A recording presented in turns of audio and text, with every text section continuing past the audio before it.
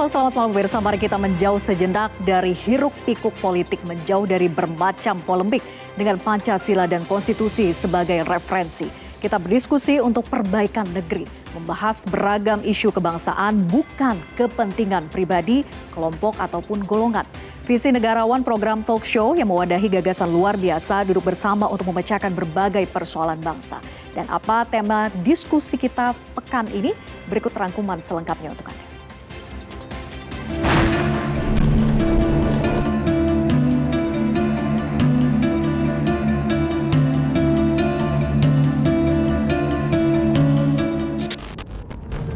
Di era globalisasi, faktor geopolitik mempengaruhi kehidupan di berbagai sudut bumi. Dinamika politik lokal dan regional akan terasa dampaknya di tingkat global. Politik, ekonomi, hingga ideologi rentan mengalami disrupsi. Invasi Rusia ke Ukraina misalnya mengganggu pasokan pangan dunia. Harga gandum yang melejit membuat banyak negara menjerit. Walau tidak terlibat langsung dalam peperangan, banyak negara pengimpor gandum terancam kelaparan. Konflik Israel dan Palestina juga disebut rentan memicu Perang Dunia Ketiga. Tak cukup melakukan genosida di jalur Gaza, Israel menyerang perwakilan diplomatik Iran di Syria. Aksi saling balas Israel dan Iran makin meningkatkan suhu geopolitik di Timur Tengah. Timur Tengah merupakan kawasan pemasok minyak mentah dunia. Bila tensi konflik tak kunjung mereda, banyak negara terancam krisis energi, salah satunya Indonesia.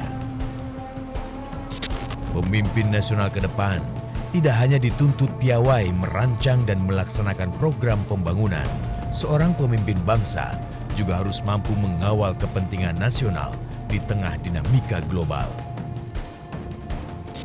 Dan kita sekarang ini menghadapi satu situasional yang memerlukan sekali upaya untuk menjaga stabilitas nasional. Saya harus katakan ini. Anda semua sudah memahami itu. Indonesia tidak berada dalam posisi sendiri di permukaan bumi ini. Kita berada dalam komunitas dunia internasional. Kita berhubungan satu sama lain. Apa yang terjadi di Iran, apa yang terjadi di belahan-belahan Eropa, China, Amerika, itu membawa langsung atau tidak langsung impact yang tersendiri kepada national interest kita. Dan harus bisa kita pahamin, posisi kita hari ini tetap harus menjaga kewaspadaan yang cukup tinggi untuk mengutamakan national interest kita. Dan salah satu modal terbesar yang dipahami oleh Nasdem adalah menjaga stabilitas nasional itu sendiri. Konstitusi mengamanatkan politik luar negeri bebas aktif. Indonesia dituntut berkontribusi terhadap ketertiban dunia yang berdasarkan kemerdekaan, perdamaian abadi, dan keadilan sosial. Bangsa kita memiliki tradisi diplomasi kelas dunia yang mampu menghadirkan kesetaraan politik global dan mendorong perdamaian. Namun membuka diri kepada dunia juga menyimpan potensi bahaya, salah satunya infiltrasi ideologi berbahaya yang bertentangan dengan ajaran Pancasila. Mudahnya lalu lintas barang dan manusia antar negara juga menyimpan bahaya penyelundupan berbagai barang terlarang seperti narkoba.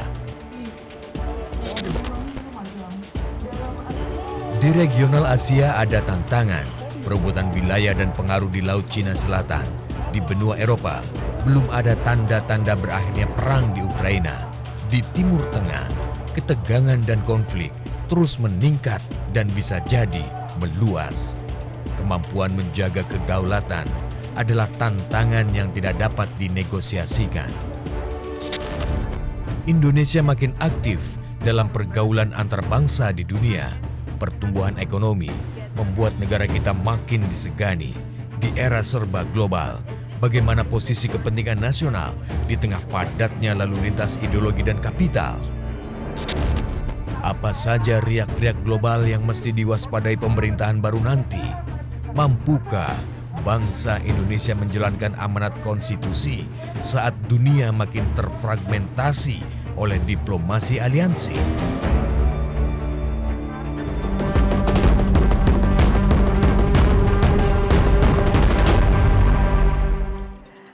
Ragion di Stato yang dicetuskan filsuf Italia Niccolo Machiavelli menjadi cikal bakal doktrin kepentingan nasional. Sebagai negara berdaulat, konstitusi memberi pemerintah Indonesia seperangkat amanat, yaitu melindungi segenap bangsa dan tumpah darah Indonesia, memajukan kesejahteraan umum dan mencerdaskan kehidupan bangsa serta ikut melaksanakan ketertiban dunia. Di era globalisasi, ancaman terhadap kepentingan nasional dapat muncul dari berbagai lini. Sebutlah debt trap diplomacy yang tengah ramai dikritisi. Jika tidak waspada, negara asing akan mendikte kebijakan Indonesia. Ancaman terhadap kepentingan nasional juga dapat muncul dari prahara politik global. Perang proksi, negara adik kuasa memicu ketegangan serta konflik di berbagai belahan dunia. Kepentingan nasional biasanya terkait isu pertahanan dan keamanan baik secara militer, ideologi, ekonomi hingga pangan dan energi. Saat rantai pasok global rentan terdisrupsi, kita sadar betapa mudah krisis itu terjadi. Apakah bangsa Indonesia memiliki resiliensi terhadap berbagai disrupsi? Lalu apa saja manuver diplomasi yang harus diwaspadai pemerintahan baru nanti? Mengawal kepentingan nasional adalah tema diskusi kita malam hari ini bersama 3 narasumber kita, yaitu Cendekiawan Kebangsaan Sukidi PhD, kemudian Profesor Riset Politik BRIN Profesor Dewi Fortuna Anwar PhD, kemudian Ekonom LPM UI Muhammad Revindo. Selamat malam Pak Sukidi, kemudian juga Prof Dewi dan Pak Revi. Apa kabar? Malam. Selamat malam. Baik, Malam, semuanya Pak. sehat? Alhamdulillah. Kita akan mulai diskusi, tapi usai jeda tetap bersama kami di Visi Negarawan.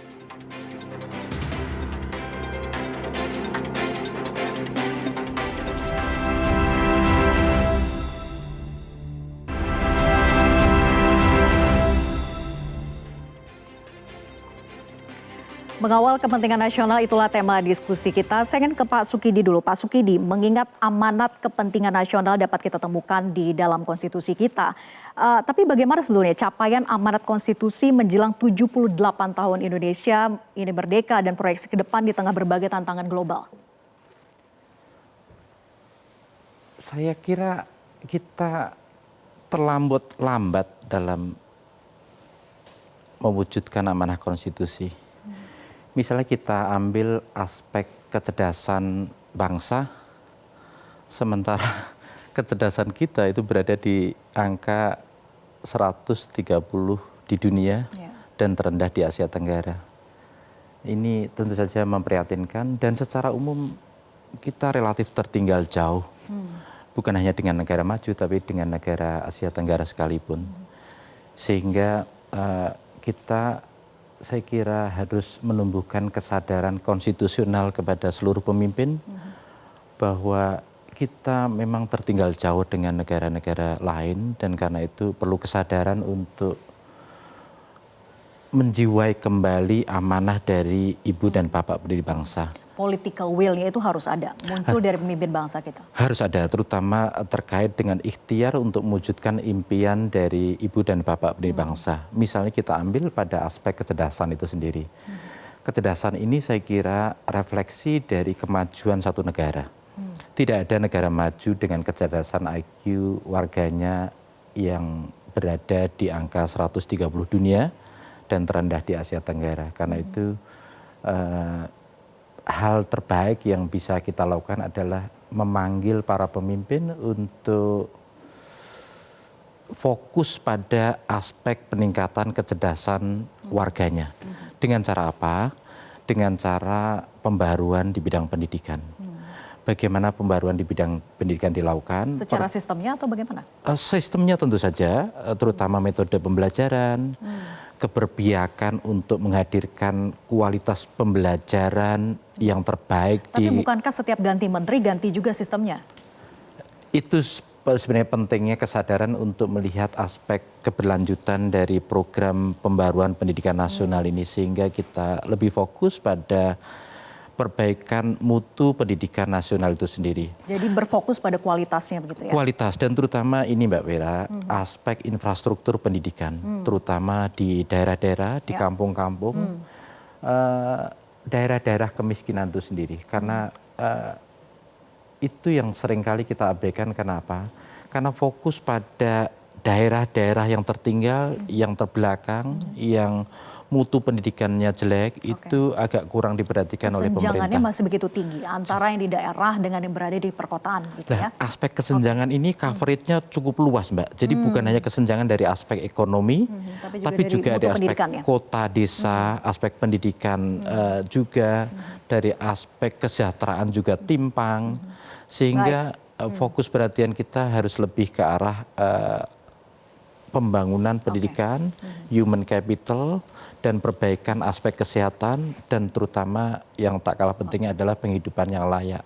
Oke, jadi masih banyak pekerjaan rumah kita terkait dengan amanat konstitusi begitu ya. Oke, ini kita ada polling dari sosial media, hasilnya dari Ukraina hingga jalur Gaza, konflik seakan tak pernah reda. Aksi saling balas serangan Iran dan Israel bahkan memicu narasi perang dunia ketiga. Nah, hasil dari polling yang kami lakukan, mayoritas responden menyatakan khawatir terjadinya perang dunia ketiga. Saya ingin ke Prof. Dewi. Prof. Dewi, benarkah sebetulnya dunia berpotensi kembali mengalami perang dunia dengan kondisi politik dunia saat ini? Ya, sekarang memang situasi global sangat mengkhawatirkan. Ya, ini kembali ini ke pembukaan Undang-Undang Dasar yang Anda bacakan tadi. Ya, Dr. Sukidi berbicara tentang kita masih jauh dari upaya mencerdaskan kehidupan bangsa, itu masih tidak akan pernah selesai itu ya, kita masih dalam perjuangan. Nah, sekarang yang saya ikut melaksanakan ketertiban dunia. Dunia sekarang ini sangat tidak tertib ya. Kan dikatakan ikut melaksanakan ketertiban dua berdasarkan keadilan, ya, kesetaraan dan perdamaian abadi. Ya, perdamaian itu tidak pernah terjadi abadi. Kita selama abad ke-20 ada 2 perang dunia besar. Selalu ada konflik. Perang dunia 1, perang dunia kedua, kemudian perang dingin. Ya. Jadi di dalam kehidupan manusia ini perdamaian itu terjadi di antara perang, ya. Atau perang itu terjadi antara jeda perdamaian. Nah, kita menikmati era yang relatif damai selama perang dingin, ya, tidak ada konflik yang langsung antara negara-negara superpower. Tetapi selama perang dingin pun di Asia Tenggara, Anda ingat itu ada perang Vietnam, konflik di Kamboja itu perang panas ya. Nah, ini dikatakan tadi di dalam intro Anda tadi juga proxy war. Proxy war ini terjadi terus-menerus. Nah, memang setelah perang dingin berakhir, ada harapan ini akan ada peace dividend. Orang lebih berfokus kepada isu kesejahteraan, ya, pada isu ancaman lingkungan, tidak lagi konflik. Tetapi belakangan ini ada yang pernah Francis Fukuyama menulis The End of History, seolah-olah sejarah konflik ideologi sudah selesai, bahwa manusia ini berjalan menuju tujuan yang sama. Demokrasi itu akan menjadi universal, gitu ya. Tetapi bagaimana ancamannya terhadap Indonesia? Kalau kita berbicara konflik global, itu setiap negara akan terdampak. Apakah langsung secara fisik atau dampaknya begitu. Nah, kalau kita lihat tadi dikatakan ada perang di Rusia dan Ukraina. Dampak globalnya yang langsung kepada kita adalah masalah ancaman food security, ya, krisis pangan, ancaman energy security, ya, itu energi itu mungkin tidak langsung kita karena kita tidak mengimpor langsung kepada dari Rusia, tetapi itu langsung berdampak ke Eropa misalnya, yang ini. Kemudian ancaman kita mengimpor tidak hanya gandum dari Ukraina, tetapi juga pupuk dari Rusia. Nah, ini apa yang terjadi di Palestina, ya. Sebelum Iran masuk pun itu Houthi yang ada di Yaman, kelompok pemberontak Houthi yang didukung oleh Iran, jadi ini proksinya Iran, itu menyerang kapal-kapal tanker pelayaran di Laut Merah. Begitu kapal tanker diserang, itu apa namanya? Itu mengganggu lalu lintas perdagangan. Kapal-kapal dagang ini, asuransi naik. barang tidak bisa lewat dan yang lewat pun sedikit dan mahal harganya. Jadi itu semuanya terdampak. Jadi kita juga bisa terseret kalau kita itu orang tidak berbicara tentang konflik di Laut Cina Selatan. Bagaimana sekarang ini antara RRT itu dengan negara-negara claimant, terutama dengan antara Filipina dan Vietnam dan RRT, itu juga bisa memicu konflik karena tidak hanya negara ini yang terlibat, karena Amerika ada di situ dan Jepang ada di situ, Australia juga masuk di situ. Ini adalah kawasan kita sendiri. Jadi ini jelas akan ancamannya kepada semua negara, semua tidak luput negara. satu pun Kalau gitu ya, Asia termasuk Tenggara Indonesia. tidak aman, kalau perlayaran global tidak aman, itu akan mengancam kita. Oke, saya dalami dari sisi ekonominya, Pak Revi. Tadi dikatakan bahwa krisis pangan sudah terjadi akibat dari perang Rusia-Ukraina, tapi bagaimana dengan Timur Tengah? Apakah krisis energi itu benar-benar akan berdampak besar kepada semua negara termasuk Indonesia? Baik, terima kasih Mbak Vera. Menarik ya, jadi tema malam ini adalah diplomasi ekonomi mengawal kepentingan nasional di tengah peta ekonomi dunia yang berubah. Kita punya catatan ini Mbak Vera, bahwa kekuatan aliansi barat dalam 20 tahun terakhir perannya dalam perekonomian dunia itu turun. Dari total ekspor dunia, 20 tahun yang lalu itu 55% Amerika, Uni Eropa, dan Jepang. Sekarang hanya tinggal 41%. Dalam impor dunia, 20 tahun lalu 60% impor itu menuju ke negara-negara tersebut. Sekarang tinggal 49%. Apa kekuatan baru yang muncul? Di sini ada Cina, kemudian BRI minus Cina, Brazil, Rusia, dan India, dan tentu jangan lupakan ASEAN. ASEAN juga kekuatan baru. Artinya, dari sisi kita mengawal kepentingan nasional, kita bisa bilang bahwa, hey, Anda nggak sendirian. Kita punya teman banyak, beri kami paket yang terbaik untuk mencapai tujuan konstitusi gitu kan. Kalau Anda kasih pinjaman, oke, kita butuh pinjaman. Anda kasih investasi ya, tapi yang berkualitas. Kita bisa navigating di antara kekuatan-kekuatan ini. Mudah-mudahan kita berhasil itu ya. Nah, jadi itu perubahan kekuatan dunia itu juga berdampak pada hubungan ekonomi internasional Indonesia. Saya punya catatan juga nih. Misalnya ekspor Indonesia dulu kena tiga kelompok tersebut ya, Amerika, Uni Eropa, dan Jepang itu 48%. Sekarang tinggal 26%. Impor Indonesia dari tiga kekuatan besar tersebut tinggal dari 20 tahun yang lalu 32%, sekarang tinggal 17%, separuhnya gitu. Kemudian stok investasi di Indonesia juga turun sedikit dari 42% 20 tahun lalu, sekarang 37%. Artinya peta ekonomi dunia itu berpengaruh terhadap hubungan ekonomi internasional kita. Artinya sebetulnya ini peluang bagi kita untuk mengatakan kepada dunia kami berteman dengan siapa saja. Dulu kita bilang kayak gitu tapi Barat nggak ada lawannya. Sekarang ada Cina, ada ASEAN, ada BRIC, dan lain-lain. Itu kesempatan emas. Nah, tinggal mindset kita seperti apa. Menurut saya mindset pertama, kita kepentingan nasional itu bukan berarti kita jadi harus tertutup. Bukan jadi protektif, karena kita sudah jadi anggota WTO tahun 95. Kalau kita tertutup, yang rugi adalah kita. Kenapa? Karena negara saingan kita terbuka. Gitu. Jadi solusinya bukan ketertutupan, keterasingan. Sebagai contoh, keterbukaan ekonomi kita 45%. Ekspor tambah impor dibagi jadi 40%. Sementara negara Thailand, Malaysia, Vietnam sudah di atas 100%. Artinya mereka memanfaatkan itu. Jadi isunya bukan dengan kita mengawal kepentingan nasional, bukan menjadi tertutup. Kemudian kenapa kita tidak bisa tutup? Karena kita masih butuh teknologi, ilmu pengetahuan, dan modal dari luar. Itu is fine. Yang penting sekarang kita bilang setara. Dan kita punya term sendiri yang harus dihormati, gitu ya. Nilai-nilai kita sendiri. Tadi yang sudah disampaikan oleh Prof. Dewi, Pak Sukidi ya. Jadi mungkin itu yang sebagai pembuka diskusi bahwa kita harus menavigasi di tengah kepentingan peta ekonomi dunia yang berubah. Nah, sekarang hubungannya dengan Timur Tengah. Sebenarnya kalau Timur Tengah, Iran, Israel ya yang sedang berkonflik, hubungan kita dengan mereka tidak langsung secara langsung tidak besar.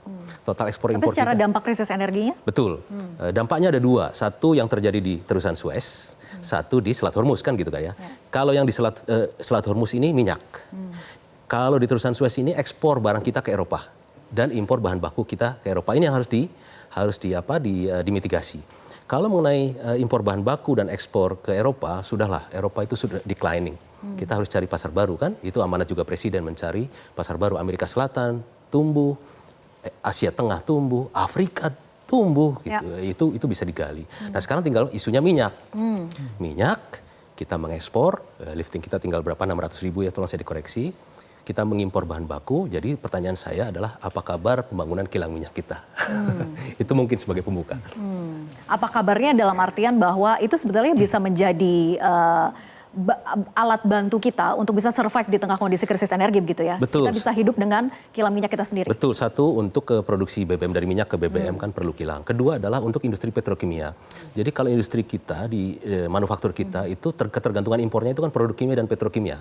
Naftalena, PTA dan lain-lain ya. Saya tidak terlalu hafal detailnya, tapi itu yang kita impor dan itu sebenarnya bisa dihasilkan dari turunan minyak bumi. Bahkan baju yang kita pakai ini pun dari minyak bumi kan begitu. Jadi mungkin itu ya. Oke, baik. Saya ke Prof. Dewi. Prof. Dewi, banyak pihak yang mengkritik bahwa pemerintahan kita tuh terlalu murah hati dengan investor asing. Nah, bagaimana dengan pemerintahan baru ke depan? Apakah sebetulnya harus lebih proteksionis? Sebenarnya, ya saya bukan ahli ekonomi dalam bidang ini ya. Kalau kita lihat di lingkungan ASEAN, saya kira Indonesia bukan yang dinilai yang paling murah hati terhadap investor asing karena banyak sekali juga hambatan-hambatan yang dibuat apalagi dalam sekarang ini harusnya harus ada local content, harus ada bidang-bidang yang ditutup misalnya ya. Kalau dibandingkan dengan Vietnam misalnya, yang negara komunis itu justru lebih liberal, sehingga ketika terjadi Amerika perang dagang dengan RRT, diharapkan ada pengalihan kan ke ASEAN gitu ya. Ternyata bukan Indonesia yang terutama yang bisa menarik investasi tersebut, baik itu investasi dari Cina maupun itu investasi dari Amerika Serikat. Justru Vietnam dan teman-teman yang tadinya negara-negara yang sangat tertutup, karena mereka membuka diri lebih luas. Jadi problemnya sekarang ini yang perlu kita pahami bukan apa yang kita berikan kepada investor asing, tapi apa yang diberikan oleh tetangga, ya. Karena kita juga saling berkompetisi. Karena jadi jangan mengira bahwa kita ini satu-satunya pilihan, ya. Jadi ini yang menjadi taruhan. Jadi melihat apa yang dikasih kompetitor gitu ya? Kita harus melihat juga kompetitor kita. Ya. Tetapi dengan demikian kalau ada hal-hal yang menurut kita itu memang harus kita lindungi, itu prinsip-prinsip dasar ya, yang harus ditutup misalnya, atau memang ini tidak bisa dinegosiasikan karena itu berkaitan dengan hak ulayat misalnya, atau hak lingkungan hidup, atau hukum kita, atau prinsip kita ya, mungkin kita harus tegas mengatakan itu. Tapi kalau di bidang hal-hal yang memang kita bisa berkompromi, kita harus benchmarking dengan negara-negara tetangga. Jadi harusnya tidak ada perubahan yang terlalu signifikan antara pemerintahan sekarang dengan pemerintahan baru nanti begitu ya? Belum tentu juga. Kita tidak bisa sama rata begitu. Di bidang apa berbicaranya? Ya? Sekarang ini misalnya ada kritik, banyak kritik tentang Omnibus Law ya, yang untuk itu melihat berbagai legislasi yang dulu dianggap menghambat investasi, apakah itu di bidang lingkungan hidup, apakah itu di bidang perlindungan yang macam-macam lah ya, itu bukan ahli saya. Itu kan banyak kritik dari pihak buruh, pihak dari kalangan LSM lingkungan hidup. Nah, apakah itu memang sangat merugikan kita? Itu barangkali ada juga itu yang perlu ditinjau kembali. Ya. Oke, saya ke Pak Revi lagi. Pak Revi, bagaimana dampak dinamika global yang terjadi saat ini terhadap outlook ekonomi ke pemerintahan baru nanti? Iya. Mungkin saya nyambung dulu sedikit ya. Jadi mungkin terkait dengan hubungan ekonomi internasional, apakah perdagangan, investasi, mobilitas orang, mobilitas uang, jasa dan lain-lain, kita harus membedakan antara membuat gampang dengan menggampangkan, kira-kira gitu ya. Kita harus membuat gampang usaha dengan pihak luar negeri. Pakai investasi, kita buat mudah harus, perizinannya jangan dipersulit semua. Tapi kita jangan menggampangkan dampaknya. Dampak terhadap apa? Dampak satu, dia harus menciptakan dampak fiskal. Pemerintah pusat dan daerah harus dapat pemasukan dari setiap aktivitas itu. Kemudian kedua, dampak sosial. Dampak sosial ini tidak boleh ada muncul penyakit masyarakat, polusi, dan lainnya, dampak lingkungan. Kemudian ada dampak ekonomi, berapa kesempatan kerja yang tercipta, dipastikan gitu. Kesempatan kerjanya pada level apa? Level operator, level clerical, atau level manajerial gitu. Dan terakhir, juga mungkin yaitu dampak, total dampak itu harus dilihat. Nah, kalau itu tidak kita hitung, itu namanya menggampangkan. Jadi mereka harus kita permudah bisnis ini, tapi kita tidak boleh menggampangkan analisis dampaknya. Nah, sekarang sikap kita tetap terbuka, tapi kita sampaikan kita negara berdaulat, kita punya terms, harus berdampak dan harus mendukung pencapaian SDGs kita dan mendukung konstitusi tadi, amanat konstitusi. Nah, mungkin kalau kita boleh pilih isu dan sektor yang paling penting untuk sekarang kita prioritaskan untuk bekerja sama dengan pihak luar, kita ada catat beberapa. Pertama, yang paling penting Mbak adalah kita ingin peran kita di lembaga internasional itu menguat. Prof, saya belajar dari Prof nih.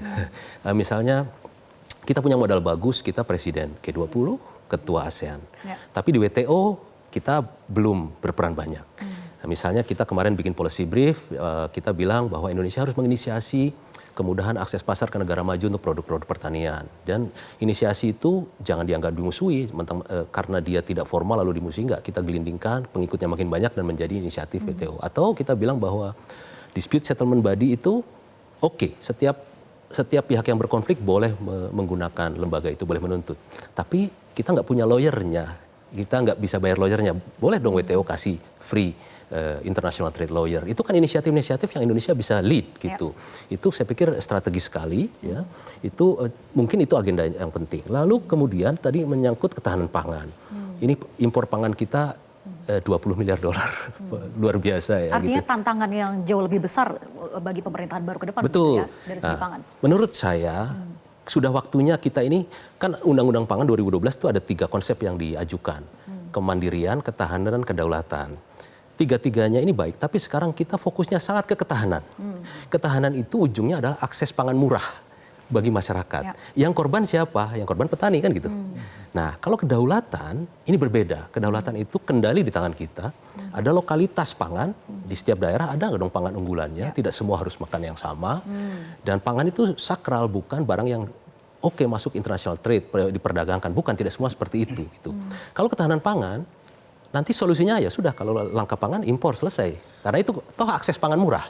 Tapi masalahnya ketika pandemi kita belajar bahwa ternyata ketika krisis pangan, seluruh negara di dunia yang keluar masalah free trade menjadi selfish, menjadi inward looking. Kita punya catatan, mereka ada yang menghambat ekspor jagung, ekspor gandum dan lain-lain. Berarti sudah ketahanan pangan itu sudah tidak memadai.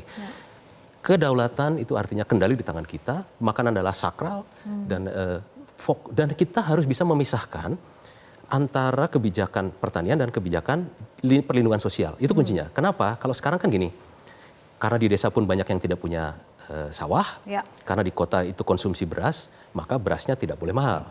Padahal menurut saya itu 2 hal yang harus dipisahkan. Kebijakan pertanian itu kita menugaskan kepada petani untuk memproduksi dalam jumlah banyak, kualitasnya baik, dan bisnisnya berlanjut. Bahwa sampai ke konsumen mahal itu programnya BPNT, programnya PKH, program sosial, bukan program pertanian gitu. Kalau itu jadi konsep harus dipisahkan. Pisahkan, jangan petani yang menyubsidi. Jadi konsep kedaulatannya itu yang kita harus kuatkan menghadapi situasi dunia yang ternyata kalau urusan pangan ini semua memikirkan dirinya sendiri gitu. Mereka yang teriak liberalisasi, ketika ke pangan mereka nggak liberal juga tuh gitu. Oke, menarik. Saya ke Pak Sukidi. Pak Sukidi, Lemhanas menilai bahwa konsolidasi demokrasi terkait dengan erat dengan ketahanan nasional, menyambung juga soal ketahanan pangan bahkan begitu ya. Nah, apakah iklim politik kita saat ini mendorong terciptanya stabilitas sebetulnya? Atau justru sebalik ya Pak Sukidi? Masalah terbesarnya adalah demokrasi kita tidak terkonsolidasi. Jadi kita bukan mengalami satu fase dari otoritarian, kemudian transisi ke demokrasi, dan kemudian terkonsolidasi. Tidak, tapi yang terjadi adalah pembalikan situasi dari demokrasi ke otoritarian itu sendiri. Dan ini yang sebenarnya amat sangat memprihatinkan dalam perkembangan bangsa kita. Kenapa? Karena progres dalam kita berdemokrasi ini amat sangat lambat. Kita mengalami satu fase panjang tentang otoritarianisme, tetapi fase reformasi begitu pendek. Jadi kembali lagi begitu ya? Kita kembali lagi dalam situasi di mana demokrasi bukan hanya mengalami satu kemunduran, tapi sejumlah sarjana menyebutnya sebagai kemerosotan yang semakin parah. Kenapa? Karena beberapa hal. Pertama, bahwa menurut penelitian terbaru dari Bill Liddell dan Saiful Muzani yang terbit tahun 2024 ini, kemunduran demokrasi itu disebabkan setidaknya oleh 2 hal. Pertama, terkait dengan bagaimana perilaku elit sendiri yang tidak punya visi demokratis, tapi juga tidak punya perilaku yang demokratis. Kekuasaan yang terpusat pada eksekutif dengan mengintervensi lembaga-lembaga lain, itu yang membuat demokrasi tidak berjalan secara sehat karena tidak berkembangnya mekanisme check and balance antar lembaga itu sendiri. Jadi kekuasaan eksekutif yang terlampau tebal, yang terlampau besar itu membuat kekuasaan menjadi berjalan secara sewenang-wenang itu sendiri. Dampak besarnya akan mengganggu stabilitas kita. Pasti mengganggu, pasti mengganggu.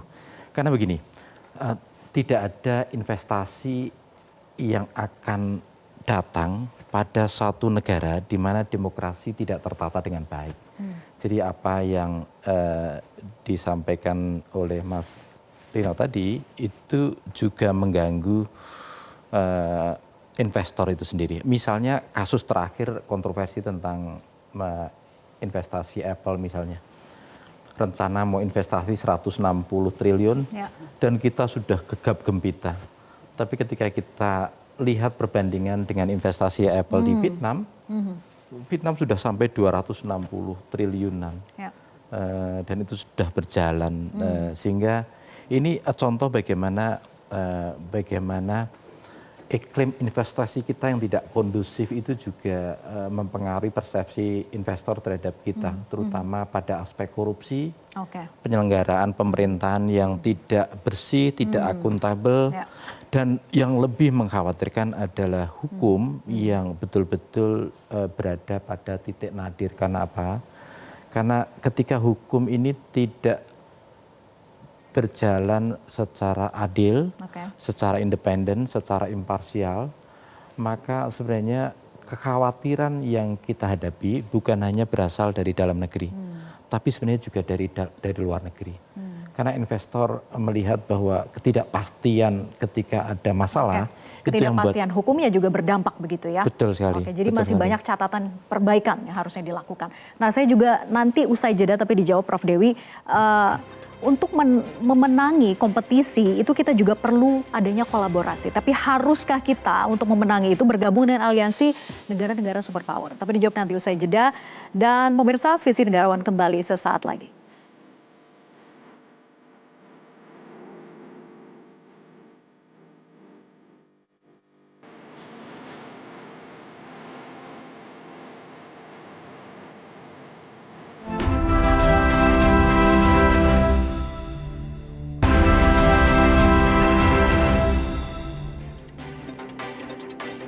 Kembali bersama kami di Visi Negarawan. Prof Dewi, silakan menjawab tadi terkait dengan kompetisi dengan para kompetitor kita. Apakah harus adanya kolaborasi dan bagaimana untuk bisa memenangi kompetisi itu? Apakah memang harus bergabung dengan para negara-negara superpower?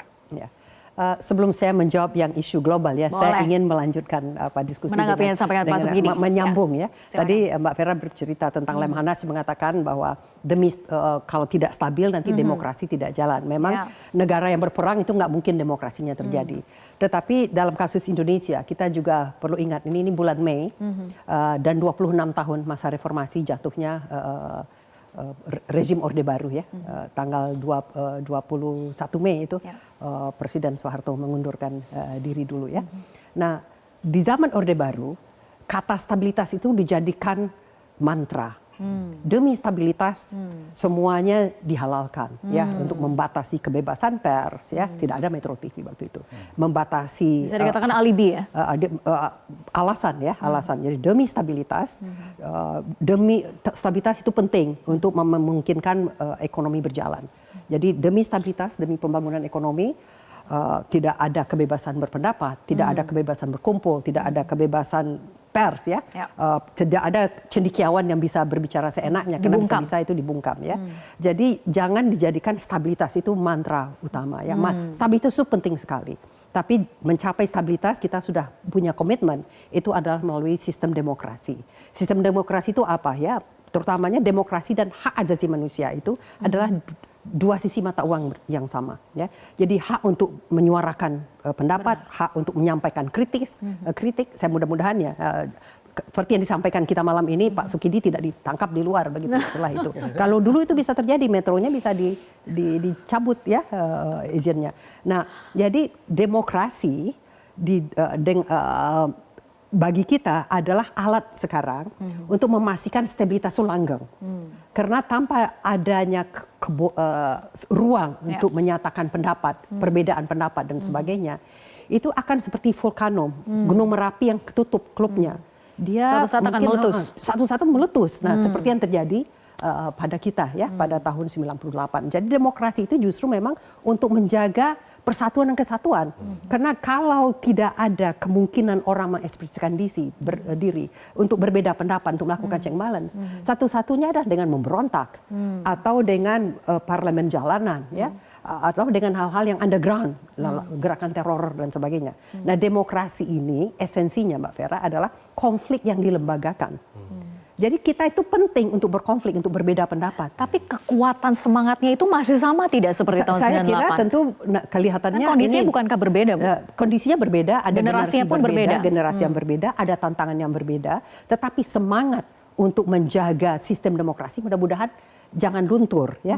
Karena kalau itu sampai luntur, karena kalau orang melihat hanya pragmatisme saja, sementara negara kita ini sangat majemuk, orang yang majemuk itu perbedaan itu pasti ada, itu adalah sesuatu keniscayaan. Nah, bagaimana kita mengelola perbedaan? Apakah melalui kekuasaan koersif atau melalui lembaga yang memungkinkan perbedaan itu dikelola? Dan kelola itu dengan baik itu ya melalui sistem demokrasi ini. Jadi itu saya mengatakan demokrasi itu penting untuk menjaga stabilitas. Bukan hanya stabilitas itu penting untuk melanggengkan demokrasi ya, tapi itu sejalan. Dan itu berkaitan juga dengan ekonomi. Negara yang ekonominya buruk, yang rakyatnya miskin, itu sulit bagi demokrasi untuk terkonsolidasi. Jadi antara stabilitas politik, antara demokrasi yang terkonsolidasi dan ekonomi itu harus sejalan. Nah, di sini ketika berbicara sekarang ini maaf saja kita berbicara itu harus gabung semuanya ya, kita harus bersatu. Betul, bukankah jalan politik gotong royong katanya untuk kebaikan bersama? Bersama kita gotong royong, tetapi tetap ada pembagian tugas ya. Kita bergotong royong jangan bukan berarti semuanya masuk eksekutif.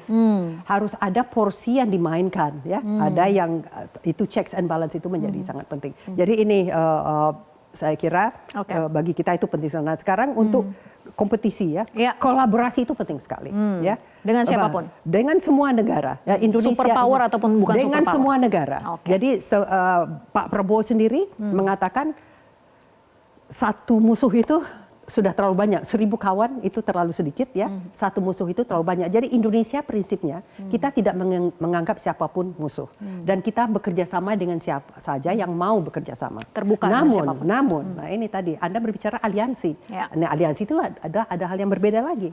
Indonesia kebijakan luar negerinya berdasarkan doktrin bebas aktif, ya itu Bung Hatta yang menciptakan itu doktrin politik luar negeri.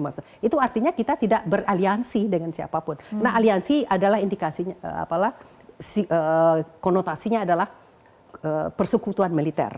Nah, Indonesia tidak akan pernah melakukan persekutuan militer, tapi kita berkolaborasi. Kita masuk dalam kerjasama ASEAN. Indonesia merupakan sokoguru politik luar negeri kita adalah keanggotaan kita di ASEAN. ASEAN ini penting sekali karena itu penting untuk memelihara perdamaian kolaborasi regional. sesuai dengan porsinya. Nah, kerjasama di bidang ekonomi kita di mana-mana. Kita di APEC, kita di ASEAN, kita juga di RCEP dan sebagainya. Dan kita juga melakukan kerjasama dalam bidang security tanpa masuk dalam aliansi ya. Ya. Baik. Nah, kita ada polling dari social media. Ini hasilnya mayoritas responden menilai bangsa kita mampu menangkal pengaruh negatif dari luar. Dari infiltrasi ideologi menyimpang, intimidasi politik, budaya yang tidak sesuai dengan kepribadian bangsa, hingga tekanan ekonomi.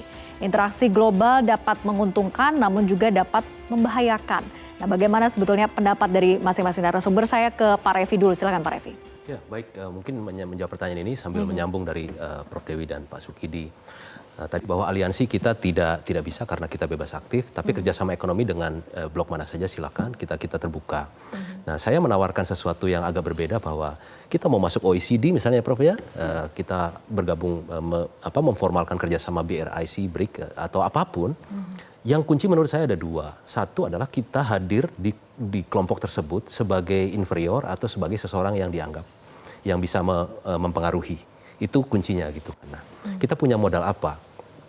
mungkin kita sudah tahu kita punya Indonesian Aid ya. Oh ternyata kita tidak jelek loh. Artinya, jadi gimana kita manfaatkan itu? Kita sekarang berlaku sebagai negara maju. Maka kita bisa menjadikan negara Afrika sebagai tempat pemasaran produk manufaktur kita. Kalau perlu pakai sistem generalized system preference. Ya mereka boleh tukar dengan produk mereka. Kita sekarang negara majunya nih gitu. Kalau kita memasarkan produk manufaktur kita ke negara maju, ke Jepang, Korea, pasti nggak akan diterima dan tidak mampu bersaing. Tadi kan kompetisi kan. Tapi kalau kita menjual ke negara yang sedikit tertinggal dari kita negara majunya. Kalau perlu kita kasih bantuan, kita kasih beasiswa ke sini, sudah jalan dengan UI3 sudah bantuan. Itu kan kita menjadi negara yang majunya. Itu istilahnya Prof. Dewi itu diplomasi tangan di atas. Nah ini akan menarik ke depan. Satu itu. Kedua, supaya kita hadir di forum internasional dan gagah, kita harus hadir sebagai negara yang rakyatnya produktif dan punya karakter. Nah karakter ini nanti kita harus berguru nih. Kita ingin, karakter itu kan ciri baik yang melekat. Kita ingin orang Indonesia dikenal dengan karakter apa sih? Kalau Cina, Jepang, Jerman, kerja keras, disiplin. Kalau Indonesia ini apa? Penguatan karakternya nanti harusnya ke situ semua gitu. Misalnya kita ingin dikenal sebagai orang yang fleksibel, kemudian toleran, kemudian kerja keras misalnya. Ya nanti semua pembangunan, semua pendidikan, faktor pendidikan yang sifatnya bukan kemampuan hard gini harus diarahkan ke karakter itu. Kemudian kedua produktivitas, peringkat produktivitas kita 107 dari 185 negara. Jadi catatan kita beberapa laporan, Mbak Vera, investor itu tidak takut dengan upah minimum yang tinggi. Mereka tidak ada masalah dengan itu. Yang mereka takut upahnya tidak seimbang dengan produktivitasnya. Nah, jadi kalau kita hanya mengandalkan buruh murah, sekarang yang paling bisa bersaing tinggal Jawa Tengah karena masih UMR-nya, upah minimumnya masih 2 juta, yang lainnya udah nggak bisa. Maka pilihannya produktivitas naik, upah naik nggak apa-apa. Tapi produktivitasnya tinggi. Nah produktivitas ini berarti perlu skill, knowledge, dan attitude. Gitu. Mungkin pembangunan karakternya akan ke sana. Itu harapan kita seperti itu. Oke, Prof. Dewi? Ya, ini berkaitan jadi saling mengkait ya. Kembali ke mencerdaskan kehidupan bangsa dan posisi pendidikan. Sesuai dengan amanat dari konstitusi. Karena dikatakan itu tadi sekarang ini kalau mau maju itu tidak lagi bisa dengan alasan karena buruhnya banyak dan murah dan ada sumber daya alam yang melimpah ya. Karena negara yang kaya itu justru bukan negara yang punya sumber daya alam yang melimpah, tetapi mereka bisa mengambil manfaat dari sumber daya orang lain, tapi mereka yang mengolah ya nilai tambahnya dan mereka. Jadi untuk menambahkan dari perkataan tadi, research and innovation itu menjadi kunci sekarang ya. Dan kembali lagi di ASEAN, kita itu hanya nomor 2 di atas, sedikit di atas Laos dalam investasi di bidang research and innovation. Bagaimana kita melakukan research and innovation kalau hampir 70% dari warga kita itu pendidikannya hanya rendah ya, hanya SD dan paling tinggi SMP begitu ya. Jadi ini kembali berputar di situ. Mau berkompetisi, mau gagah-gagahan, pakai dasi tapi tidak pakai celana, itu kata karena akar masalahnya belum dituntaskan. Karena belum dituntaskan ya. Jadi kita karena kita besar, kita tidak cukup hanya mengejar kualitas, kita memang mengejar kuantitas juga. Tetapi itu tadi harus ada perhatian tidak hanya pada pendidikan yang untuk mencerdaskan bangsanya, tetapi juga untuk meningkatkan inovasinya itu, berarti ada investasi pada level yang lebih tinggi lagi. Itu tadi, jadi bukan hanya sekadar attitude dan ilmu, ya, tetapi memang ada kemampuan untuk menciptakan inovasi ini. Nah ini memang suatu kerja keras. Suatu kerja keras, Pak Sugidi. Setuju dengan Prof. Dewi? Saya kira pada aspek pendidikan di mana mayoritas warga kita yang masih rendah tingkat pendidikannya, itu memberikan pesan penting bahwa amat sangat sulit kita untuk mengejar ketertinggalan unless kita memberikan satu keberpihakan yang konkret pada segmen masyarakat kecil ini dengan cara memberikan pendidikan gratis dan berkualitas. Jadi kemudahan aksesnya dulu terhadap pendidikan. Iya, karena itu kuncinya Mbak Vera. Baru kepada mutu dan kualitasnya begitu ya. Karena kalau tanpa memberikan akses yang mudah, yang berkualitas, yang gratis kepada kelompok miskin ini, mereka akan susah sekali untuk mengejar ketertinggalan dari aspek manapun. Karena pendidikan yang rendah itu berkorelasi dengan penghasilan, dan juga dengan kemiskinan yang luas, stunting, dan juga human capital, sehingga ini mata rantai yang saling terkait satu sama lain, yang tidak bisa dipecahkan hanya dari satu sisi.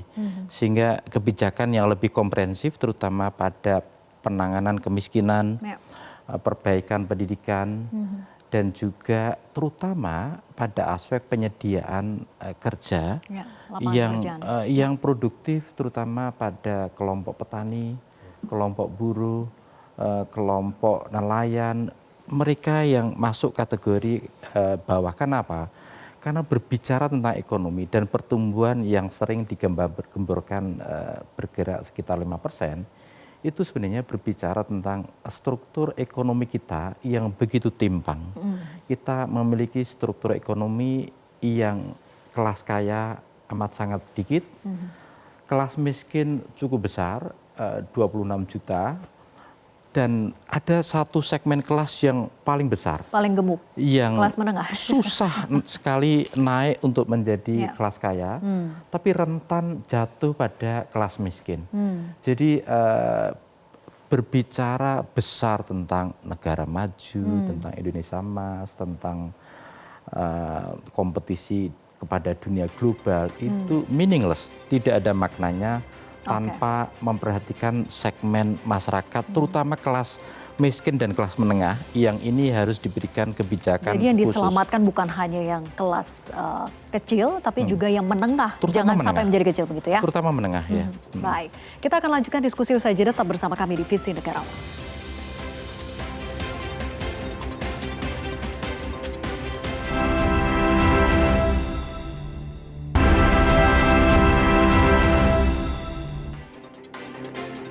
Kembali di Visi Negarawan, saat kita mendengar closing statement dari masing-masing narasumber terkait dengan topik kita malam hari ini, yaitu mengawal kepentingan nasional. Dari Pak Revi dulu, silakan Pak Revi. Baik, terima kasih Mbak. Jadi pemerintahan baru nanti menghadapi tugas yang tidak mudah, mengawal kepentingan nasional di tengah kondisi dunia yang berubah cepat saat ini. Nah, menurut saya sikap mental kita adalah satu, kita tidak perlu panik, kita percayakan pada pemerintah. Kenapa? Kalau kita panik, kita konsumsi turun, kita menurunkan investasi, nanti krisis betulan. Kalau kita yakin akan ada krisis, nanti krisis betulan. Enggak, kita normal saja, kita percayakan. Tentu kita kritisi terus pemerintah. Yang kedua, kita fokus pada produktivitas dan karakter dan identitas bangsa aja gitu. Jadi produktivitas itu kita naikkan dengan cara apa? Alatnya ditambah, skill, knowledge, attitude ditambah, ya, dan mampu berinovasi tadi gitu ya. Dan terakhir, kita ketika dunia berubah, konstelasi dunia berubah, kita hadir di panggung internasional tetap confidence, ini kami, ini Indonesia, kami juga kami punya kekuatan, silakan, kami terbuka, mindset kami terbuka, tapi kita pastikan kita punya terms dan kita pastikan semua kerjasama yang kita lakukan berdampak bukan pada segelintir orang, tapi sampai ke yang paling bawah menikmati manfaatnya. Baik, silakan Prof. Dewi. Meskipun kita banyak tantangan, tetapi saya kira Indonesia itu salah satu karakteristiknya adalah selalu optimis kalau melihat ke depan, dan Indonesia memang banyak kelemahannya, tetapi juga banyak juga kekuatannya. Di negara ASEAN ini Indonesia diakui sebagai negara utama, jadi sebagai natural leader di dalam ASEAN. Indonesia juga dikenal sebagai negara yang memainkan peran sebagai middle power, negara yang dipercaya oleh banyak negara lain untuk bisa mempertemukan pihak-pihak yang berkonflik. Kebijakan luar negeri kita yang bebas aktif, yang kita tetap non-aligned tetapi sangat lincah begitu di dalam memainkan peran, itu sangat diperlukan oleh dunia yang sekarang seolah-olah kembali kepada era perang dingin, ya, menjadi dua blok lagi. Jadi Indonesia harus tetap outward looking ketika kita menghadapi berbagai masalah di dalam negeri, sementara di luar negeri semakin tidak menentu itu. Justru kita ditantang jangan sibuk di dalam negeri sendiri. Karena kepentingan nasional Indonesia itu sangat erat kaitannya dengan kepentingan regional dan global. Jadi kita harus ikut kembali melaksanakan amanah dari konstitusi kita, ya, ikut memainkan peran yang aktif di dalam memelihara perdamaian dunia, bukan sebagai penonton, tetapi juga memainkan peran aktif, tapi dengan terukur, ya. Kita jangan menelan lebih besar dari kemampuan kita, ya. Nah, kita juga jangan melakukan sesuatu yang mungkin cost-nya terlalu tinggi, tetapi kita juga jangan terlalu modest. Dan saya berharap dengan pemerintahan yang akan datang ini, Bapak Prabowo ini memiliki pengalaman yang panjang dan cukup memiliki kemampuan untuk berperan di pentas global. Banyak orang berharap bahwa Indonesia akan semakin robust framework-nya, kebijakan luar negeri yang tidak transaksional, tetapi juga di samping hanya mengharapkan apa untuk Indonesia, tapi apa yang bisa ditawarkan oleh Indonesia untuk kawasan dan dunia. Oke, Pak Sukidi? Saya bermimpi bahwa Republik ini dipimpin dengan spirit kenegarawanan. Yang selalu berpikir bahwa kepentingan negara dan nasional itu selalu menjadi prioritas pertama dan utama, tidak berpikir tentang kepentingan pribadi, kepentingan golongan, dan kepentingan keluarga. Itu yang pertama. Yang kedua adalah kesadaran untuk menjiwai spirit kenegarawanan itu sendiri harus selalu diutamakan agar apa? Agar kepentingan nasional, kepentingan rakyat banyak itu selalu menjadi prioritas penting dalam kebijakan nasional. Jangan sampai bahwa Republik ini ditelikung untuk melayani kepentingan yang sangat pendek, yang berorientasi pada kepentingan golongan, sehingga kita lupa tentang spirit Republik yang memang diperuntukkan untuk kemaslahatan bersama. Baik, terima kasih Pak Sukidi, Prof. Dewi, dan juga Pak Revi atas insight-nya luar biasa malam hari ini terkait dengan topik kita mengawal kepentingan nasional. Dan pemirsa, melalui artikel berjudul Benturan Peradaban, Profesor Politik Universitas Harvard, Samuel Huntington, memprediksi konflik antar negara dengan latar belakang peradaban yang berbeda untuk menguasai institusi internasional, ekonomi global, dan kekuatan militer. Namun ilmuwan politik asal Perancis, Dominique Moïse, ini menyatakan bahwa dunia butuh kesetaraan, kehormatan, kepercayaan, harapan, serta perdamaian. Pada 2023, Gubernur Lemhanas mengungkapkan ada 6 wilayah dunia dengan potensi hegemonik konflik hotspot. Sebagian besar terletak di Asia sehingga akan sangat mempengaruhi kehidupan serta masa depan negara kita. Perang seakan tak pernah berkesudahan. Ada perang dagang, perang teknologi, hingga perang proksi. Indonesia butuh pemimpin yang memperjuangkan kepentingan nasional. Saya Vera Bahaswan, pamit undur diri. Terima kasih atas atensi Anda. Sampai jumpa.